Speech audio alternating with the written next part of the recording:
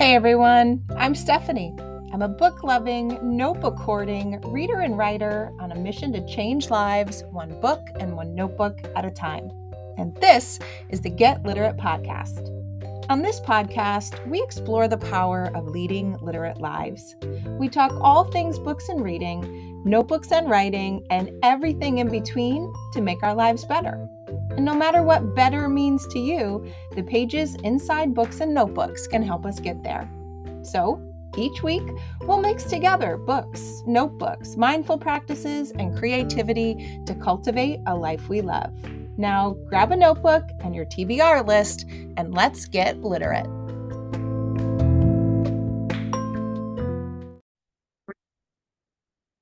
Hey everyone, welcome back to another episode of the Get Literate podcast. Today is our monthly bonus episode. If you've been listening for a while, you know that I love to share a little bit of extra literate love on the last day of every month. In that episode, I talk about what I've been reading outside of the podcast episodes, what I've been writing, what I've been learning, and some things that I've been loving too. And that's what we're going to do here today. I am ready to share all of the things about June in 2023. Have you ever had one of those months where it seems to go by really quickly and you find yourself at the end of the month already? But then when you look back and try to reflect on what you did or read or wrote or learned or anything, you think, that was only 3 weeks ago? It feels like it was months ago. I can barely remember it. That's kind of what June feels like to me. I don't know if it's because it's the last month of school and sometimes it feels like it is dragging on and other times it's moving very quickly. But when I went to plan and reflect on June in preparation for this episode, I realized maybe June didn't go by as quickly as I thought. So you might be wondering, how do I reflect for these episodes? How do I keep track of the things that I've been reading and writing and learning and loving all month long? Well, before I started the podcast, I used to write this weekly literate love note to my email list weekly. And so it was easier to keep track of what I was reading, writing, learning, and loving because I only had to think about a week time span. But since I've shifted to the podcast episodes to give myself a new space to talk about this literate love and save a little bit of typing time, I've had to think differently of how I capture all of this information. Now, I know lots of people who keep track in their notebooks or their planners, the things that they read, the things that they write, the podcasts they listen to, the movies they watch, so that later when they go through them, they have this beautiful collection of what their life was like at that time. I'm not that person, but I do keep track on a single page of my notebook. I've got one page that just says the month and the year at the top, and I come to it pretty often, at least once a week, and I jot down the books I've read, the writing prompts or the writing ideas I think are worth sharing, the things that I have found on the internet and that I want to share with you.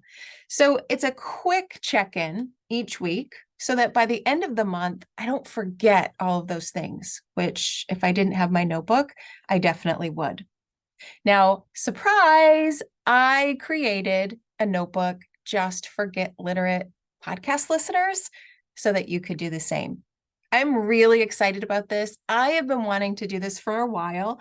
Amy W., a original Get Literate member, has been pushing me to create my own notebook for quite some time. And Amy, I finally did it. I have created a soft cover 6x9 notebook with light college ruled lines and 2 fun book icons in the corners, as well as a welcome note in the notebook so that you can have a place to record all of your literate love too. When I created it, I envisioned a notebook where you could take notes on the things that I'm sharing in the podcast each week, like the titles you don't want to forget or the writing ideas you want to save for later, and as a place to record what you've been doing in your literate life too. So that is brand spanking new, hot off the Amazon KDP presses. And so if you're interested in seeing that notebook or grabbing one, you can head to the link in the show notes. It's 100 pages lightly lined, as I mentioned, and it's only $5. It's just enough to cover the cost of printing, Amazon share, and then leaves me with just a tiny bit left to help cover some of the expenses of the podcast and the website that I've been trying to build bigger with all of my book lists. So if that sounds like something you'd like, you need a note catcher for all of the podcast goodness that you want to take on, go ahead and check out the show notes, and you can find that on Amazon. Okay, so moving on to what I have been reading this month outside of the podcast. This was a busy month. Again, I've really been proud of how much reading I have been able to sneak into my days. I still do my early morning reading, but I've been really good at finding 5 and 10-minute pockets throughout the day, in between Zoom meetings, waiting to pick my kids up, or just sneaking in some bedtime reading as well, which I don't typically do, but has worked well for me this month. So I do have a nice list of books that I have read, even outside of the podcast, but I want to bring 3 of them to you. And I'm bringing these 3 particular books because I've been working really hard this month, and I will continue to work hard next month, at reading middle grade and YA children's literature, because I am lucky enough to teach a young adult children's literature course this fall. I typically teach elementary children's literature and not young adult, so I'm really excited to be moving into the middle school and high school reading areas. And so this month, my reading life certainly reflects what I have been doing. And so the 3 books that I want to share with you are 3 books that I've put myself out of my usual comfort zone in an attempt to really give myself a well-rounded course syllabus and fun, insightful, impactful reading list for the people that I get to read with in the fall. So the first one I want to share is The Order of Things by Kaja Langley. And I do hope I am pronouncing that name correctly. It's not going to be, oh no, I'm sorry. It was just released June 6th. For a minute, I thought it was July 6th. It was just released on June 6th. And this was let me just say, hold on to your hearts with this book. I wasn't expecting it. I didn't read the back as thoroughly as I should to prepare myself. I just saw the cover. I loved the quick premise that I saw online. And it was a book written in verse. And so I really love books in verse and wanted to read it. So instantly I was taken with the format of the book and these 2 characters. They are so utterly relatable characters. You've got 11-year-old April and her best friend Z. And these 2 best friends, they live across the hall from each other in their apartment building, and they're kind of like a found family. April and her mom, and Z and his dad. And these 2 kids have this shared love of music where April loves the drums and Z loves his violin. And that love of music actually takes Z to a new charter school away from April. So they both have some adjustments to make in the beginning of the book as they start school in a new year, in a new school, and things are different. So they're each trying to find a way through their own new situations. Z at a new school and April at the same school, but without her best friend. And so she's navigating some new friend situations. Now, I don't want to give this book away, even though the big thing that happens in the book is inside the publisher's blurb. If you were to look on Goodreads, I don't want to say it. I just want to say that April learns about what it means to have a true passion, what it means not to judge others, and how to find a new way forward when you need to. And that's all I'm going to say, other than I think you're going to need to grab your tissues for this book too. So powerful, so impactful, and definitely going on my syllabus for the fall. So that's The Order of Things by Kaja Langley. Now, my second book is definitely a lighter feel. This is definitely more of a middle grade book. And so it might not make its way into my course in the fall, but it definitely made its way into my reading heart. This is a delightful little book Excuse me, the allergies here in New York are crazy. It is a delightful book that is sure to appeal to such a wide range of middle grade readers. So in it, we meet Harriet, and I didn't even tell you the title, did I? It's called Harriet Spies by Elena K. Arnold. Not Harriet the Spy, but Harriet Spies. And Harriet is this delightful little girl who is staying at her grandmother's bed and breakfast on Marble Island for the summer while her mom is at home on bed rest, waiting for her baby brother to arrive. Now, Harriet has a very honest heart and she feels very, very deeply, but she does tend to lie to others without even thinking a lot. It's kind of just second nature for her. So when one of her grandmother's guests' binoculars go missing, they have trouble believing that Harriet didn't play a role in their disappearance. So together with her new friend Clarence, they set out to find those missing binoculars and prove Harriet's innocence. This book has everything I think a middle grade novel needs. You've got really strong, relatable characters. You have real life experiences. You've got something that lots of kids do, like unintentional lying and little white lies. And you definitely have a satisfying ending to it, but that powerful life lessons of telling the truth, not just to others, but to yourself, which is a big part of the book later on, is quite evident here. This was actually the second book in the Just Harriet series. And so if you already know that series, then you are going to love the continuation of this book. But if you also love Harriet the Spy, or if you were a fan of Ramona and Ramona Quimby, then I think you're going to enjoy the feel of Harriet Spies. So that's Harriet Spies by Elena K. Arnold, who, by the way, has lots of other books that I have loved, and I am certain you would too. So you might take a look at her backlist if Harriet Spies is speaking to you. Now, the last story is one that I did mention recently on the podcast because it inspired some writing. So episode 72 was getting our writing inspiration from books, and this book was on that list. But I think it's worth mentioning again because of what has happened since I've read it, and I'll explain. So this book is called What Stays Buried by Suzanne Young. This is a book that I did not expect. So it is this gripping story of a young girl about to turn 13 with supernatural abilities.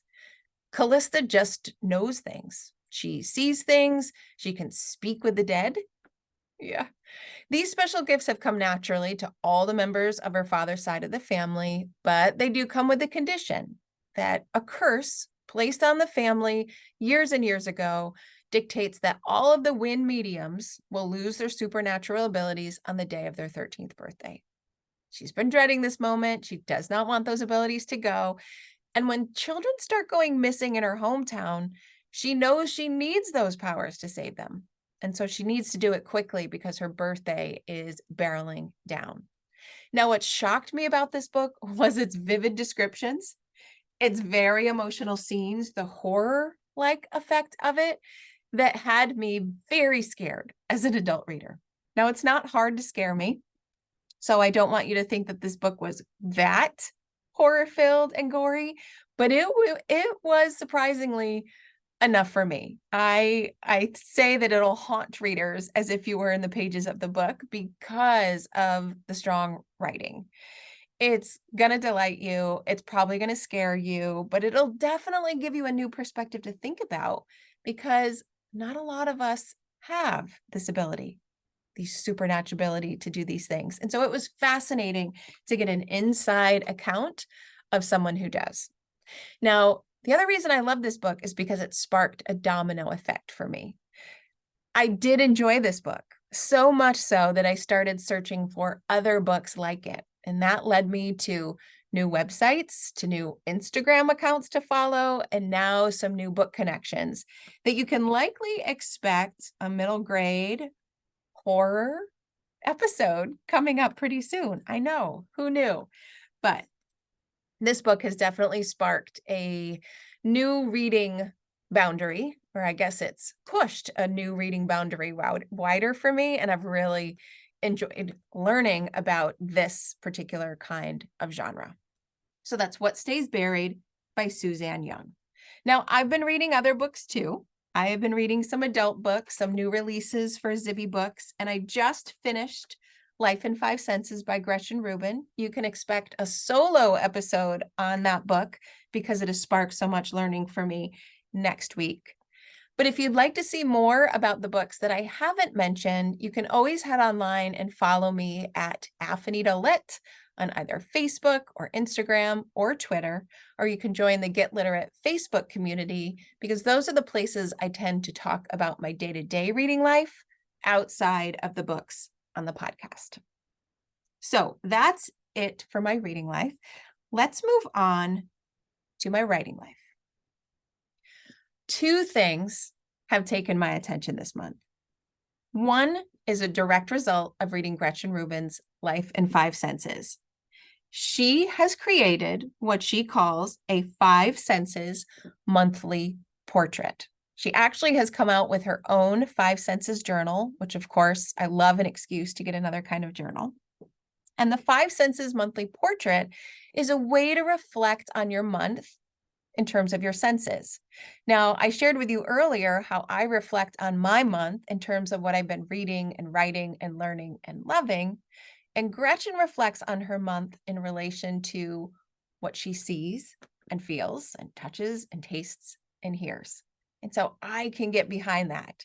So I have actually printed out her template and I've tried to reflect on my month of June using that Five Senses portrait in anticipation of my Get Literate book club meeting, which is reading the Five Senses, of course.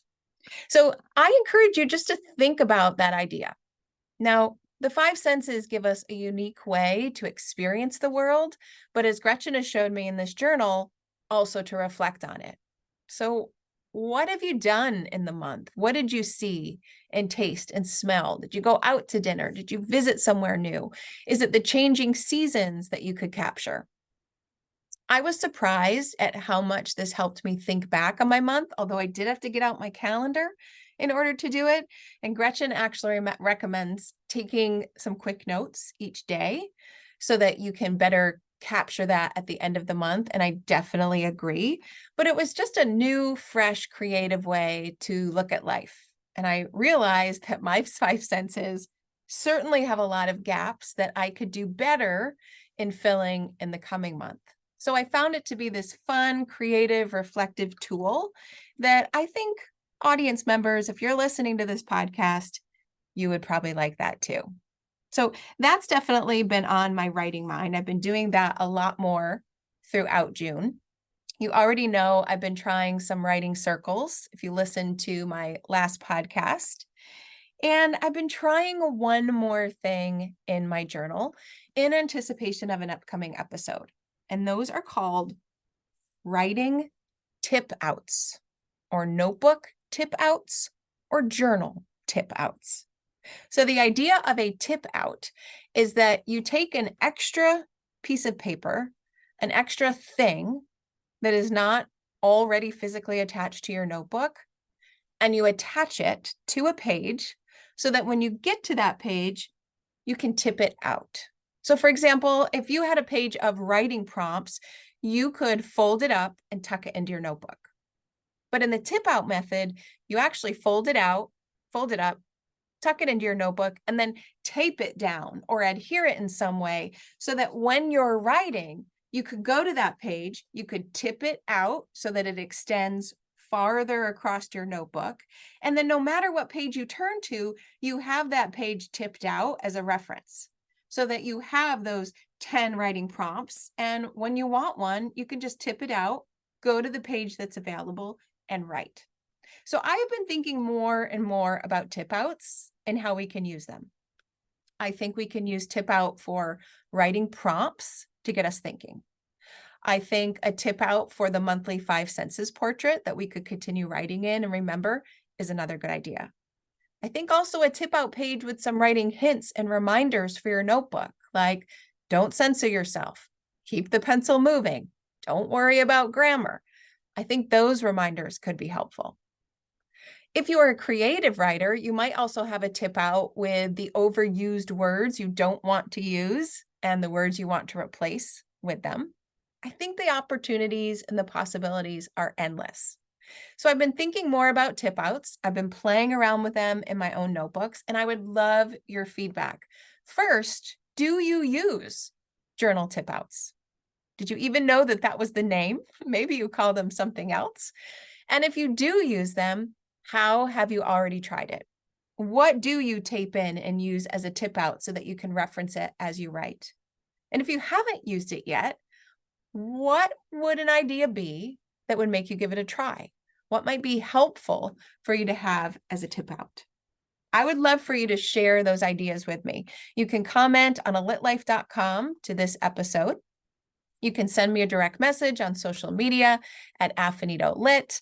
You could even send me an email at stephanieafinito@gmail.com. Or if you go to my podcast page, you can actually send me a voice message too, and you can share your ideas. I would love to compile them and reference you personally if you leave your name so that we can get this beautiful collection of writing tip outs going. So there's what I've been reading. There's what I've been writing. Here's what I've been learning. You already know that I love the Best Today brand with Shunta Grant. I have mentioned her multiple times on this podcast. And this month, she shared a podcast episode and a printable that I loved. And it reminded me so very much of Gretchen Rubin's 5 Cents Portrait and Reflecting on Your Month, and my notebook on reflecting on my literate love this month. And now Shunta is saying, here are 10 questions to ask yourself as you move into a new season. So we are officially shifting into summer. I know that technically summer is already here, but let me tell you, New York has not gotten the message. It has been rainy, rainy, rainy. But I am ready to shift into summer regardless. And Shunta suggests sitting down, favorite beverage, a notebook, maybe light a candle, and ask yourself these 10 questions. And so I want to read the 10 questions to you. It doesn't mean that you have to sit down in one sitting and answer these 10 questions like you were in school. But if there are questions that you feel compelled to think about, or ones that you want to think about, I highly recommend that you jot them out in your notebook.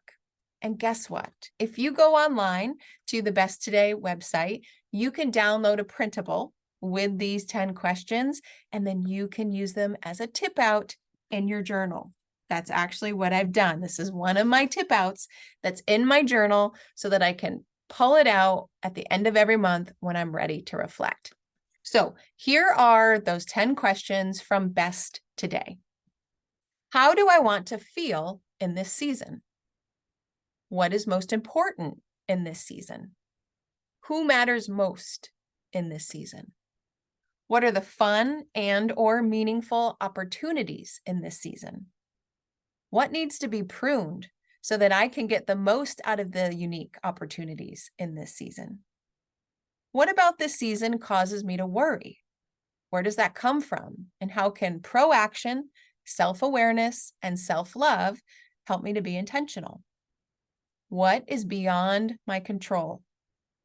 How will I prioritize my well-being in this season? What routines need to be paused or created in this season? And what truth do I need to cling to throughout this season? Aren't these amazing questions? I mean, if you started at the top and worked your way down, imagine the kind of intentional vision you would have for the season ahead of you. Clearly knowing what matters most, what you want to do, what you want to get rid of, and that last question, what truth do I need to cling to? And if that's my truth, what routines can I toss out the window or can I create? This kind of reflection is right up my alley, and I couldn't wait to share it with you. So remember, I will put the link in the show notes so that you can go to Shunta's site and you can download this printable through her, and then go ahead and fold it up, tape it into your notebook so that you can get this out at every turn of season, or I think they're just 10 good questions when you need to reframe and get focused and kind of give yourself a mental shift, even if it isn't a new season, but it just feels like a new season of life for you. So now we are moving on to what I've loved, and I have 3 things for you that have caught my attention this month. The first one is called Your Color Guru, yourcolorguru.com. Have you heard of this? I didn't know this was a thing, and I am not a person who stresses about getting dressed in the morning and having all of my colors complement and match just so. I love colors. I love my colored markers and my gel pens more than I love the colors on my clothes. But I do love to wear particular colors. I love wearing bright colors. I love wearing orange for some reason. I think it just matches maybe with the blue eyes. But I've learned that maybe I'm not right. So Your Color Guru is a website that will actually kind of match you and your hair color and your skin tone to the custom colors that are best for you. So you send a picture of yourself, and through the magic of something, you get these colors that are your best, that will help your skin look the best, your hair look the shiniest, your brightness and your enthusiasm come through. It's really cool. And what I love is that if you go on there, they give these before and after. So the before pictures of when someone sent in their picture, and then the after side when they dress the person in those colors. And the differences are really cool. And it just shows you that just a couple of color switches can help you feel beautiful and confident in everything you wear. And yes, that tagline came from the website. They also give you the option of helping you find out the right makeup colors for you as well. It was just fun and fascinating to think about. And I just loved browsing the color wheels and the color swatches. They were just beautiful. And it just put me in a good mood to see all of these people in these bright, beautiful colors that seemed like it was made for them. So I haven't done it yet, but I think I want to. And maybe you do too. So that's yourcolorguru.com. Now, the second thing that I have been loving is, of course, from Zibby Books, one of my favorite publishers. But here's why I love it. You know already that I have a bookish 23 and 23 challenge for myself. This year, I want to attend either live or on Zoom 23 bookish events put on by libraries or booksellers or authors so that I can get closer to the book industry that I love. I want the inside scoop. I want the secrets. I just want to feel more connected. And so part of that project has been attending local bookstore events and local library events. But the other part, of course, is going on Zoom because I can access so much more that way. But what I have found is that since we have been moving away from the pandemic, most bookstores and even most libraries, they're going back to their in-person events, and they don't have as many on Zoom. But Zibby Books is doing both.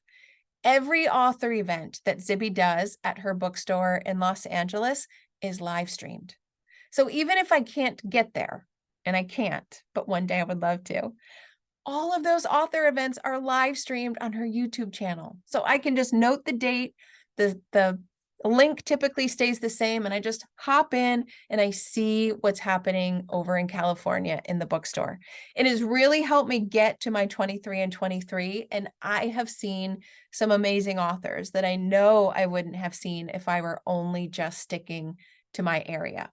So I highly recommend you take a look at the website. Just go to Zibby Books and you can find all of the different schedules. And if you sign up for her email list, you'll get a link every week.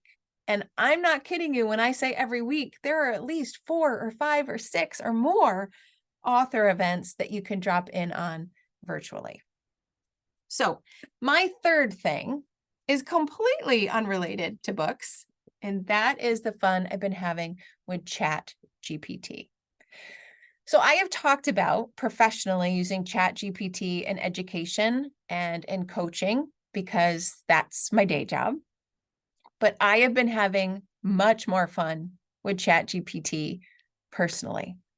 You can go way back in an episode, I'll link to it in the show notes, where I actually talked about what ChatGPT recommended I should read. I asked it some basic questions about the books I should read next and was shockingly happy with the suggestions. I even said, look at my Goodreads profile and now choose books for me. And I pasted my profile in and it chose some great books. So I've been loving it. But what I've really loved lately is how it's helping me with meal planning. Really? ChatGPT with meal planning. Here's what I've been doing. I go to ChatGPT and I say, make me a summertime meal plan. And it gives me ideas. I will say, give me a weekly meal plan with 3 meals and 3 snacks that are gluten-free and dairy-free. And it will spit out a meal plan. And then I say, give me the ingredients list for that meal plan. And it does. And I copy and print it and go to the store. And then I'll say, give me the recipe for that, spinach quinoa salad. And it will. Now, I know there are a lot of meal planning sites online. I haven't used any of them. I just kind of scrape by at home. I'm a terrible cook. I'm a terrible meal planner. But ChatGPT has been coming to my rescue here. And you can tell it whatever you want to tell it. I want more vegetarian dishes. I don't like pork, no seafood. You can get so specific with these meal plans, right down to the gluten-free, the dairy-free, the calories you want, the macros you want. I never would have thought that ChatGPT could have done this, and they have. So that's where I've been going for my meal planning and my shopping list and my recipes, if you can believe it.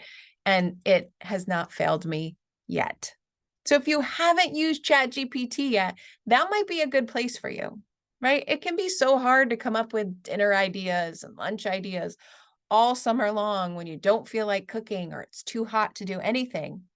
You might try ChatGPT to see if it can take some of that off of your plate.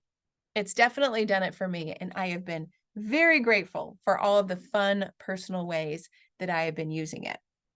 And if you want to know more about those, just send me a quick message because I'm considering doing another episode on ChatGPT on how it can make our life easier so that we can have more time to read and write.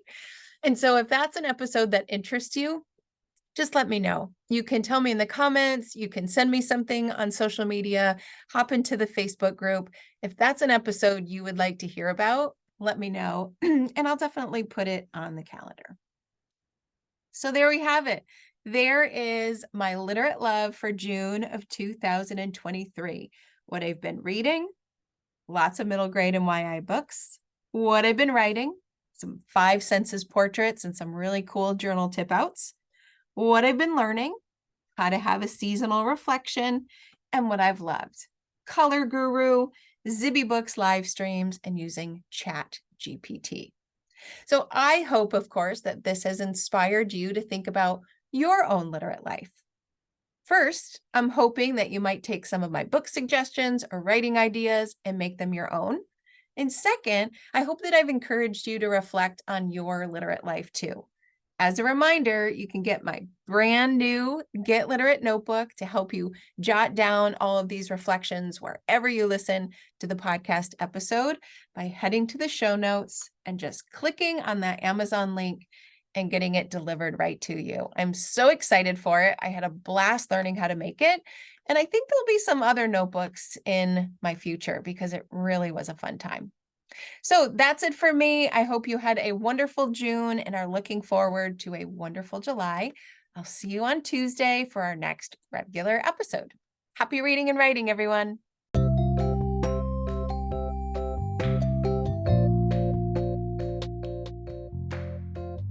Thanks for listening to today's episode of the Get Literate podcast. You'll find links to all the books, resources, and ideas mentioned in the show notes and at alitlife.com. And if you want more, you might like to join my Patreon community. There, you'll find additional inspiration for your reading and writing lives, like bonus podcast episodes, book calendars, monthly book clubs, notebooking challenges, live events, giveaways, and much more. It's only $5 a month, and you get instant access to all the previous content too. You can learn more at getliterate.co. But one more thing. If you love what you listened to today, please take a moment to rate and review the podcast, or take a screenshot of the episode and text it to a friend. This helps the podcast grow and builds our bookish and notebookish community too. Thanks so much for listening.